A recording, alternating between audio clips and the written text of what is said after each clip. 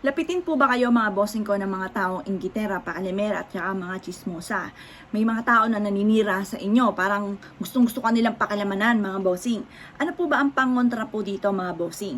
Ngayon po kung isa ka sa mga lapitin ng mga taong paalimera at inggitera at sa mga taong naninira sa inyo, subukan nyo po ito. Kumuha ka po mga bossing ko ng luya o napaisip po kayo. Luya lamang mga bossing. Mainam po na meron kayong mga pangontra na kagaya po nito. Ngayon, kung hindi kayo naniniwala, ayaw nyo subukan, huwag pipilitin ang sarili. Pero kung ikaw po'y naniniwala, abay ako po mga bossing ko, mapaniwala rin sa mga ganyan, at ito lang din ang dinagdag ko sa aking pong buhay. Yung po mga bossing ko, ay mapapansin ninyo, yung mga taong naiinggit sa inyo, naninira sa inyo po mga bossing ko, ay unti-unti po yung lalayo. Paano po ang proseso mga bossing? Gawin nyo po ito mga bossing ko ng mga oras ng alas 7 ng umaga. Kumuha ka ng luya mga bossing. Ngayon pa mga bossing ko, i-wish po dito ang inyo pong hangarin. Halimbawa, ang mga tao na naninira sa akin, mga taong inggitera at pakilimera sa buhay ko, ay ninanais ko na layuan na nila ako. Ganun po mga bossing. Basta ang pag-wish mga bossing ko ay laging bagay panakto lang ha, huwag kang mag-wish ng pangit. Yung bang, halimbawa, yung mga salitang karma, yung kagaya sabi ko nga sa inyo, 7 salita na hindi maganda. Kapag kayo nag-wish ng pangit sa inyong kapwa, may karma din po yun. Parang imbis na siya lang yung may kasalanan, magkakaroon ka pa ng kasalanan. Huwag niyo silang gayahin mga bossing. Ang i-wish nyo lamang, layuan ka nila. Kumbaga atupagin nila ang problema nila sa buhay. Yung mga ganun mga bossing. At huwag problema mo ang pinoproblema nila. Or kaya, yung problema mo ang pakikilaman na nila. Ganun po mga bossing ko. Ang pag-wish huwag kang gagamit din ng sana direct to the point mga bossing. Ngayon pa mga bossing, mapapasin nyo, basta taimtim mula sa puso mga bossing. Kasi mula sa puso lagi ang mga wishes, natutupad po yan kaagad. Ngayon pa mga bossing, basta mag-wish ka na mula sa inyong pong puso, sabihin ang lahat ng gusto po ninyo na maganap, na ang taong ito ay manahimik na at atupagin ang kanyang problema at wag ka nang pakikilamanan pa. Ganon ang mga pag-wish mga bossing. Ngayon po mga bossing, kung isa ka sa maniwala at nais po itong gawin, wag na po kayo magpatumpik-tumpik pa, lumarga po kayo.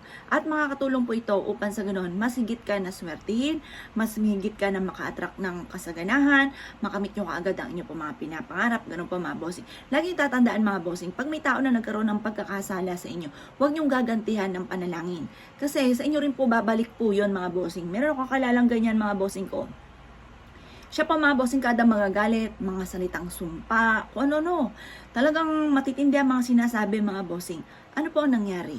Nako mga bossing, yung taong lagi niyang ginaganon ay itinaas. Tapos siya naman ay ibinaba. Ganun po mga bossing. Kaya kung halimbawa may tao man, para hindi ka, parang nalalahiran ka kasi ng ano po niya ng kamalasan po niya or nagkakaroon ka rin ng pagkakasala. Kung may mga tao na sinisiraan ka, huwag niyo siya siraan, huwag mong gantihan ng ganon. Huwag ka rin mananalangin ng pangit.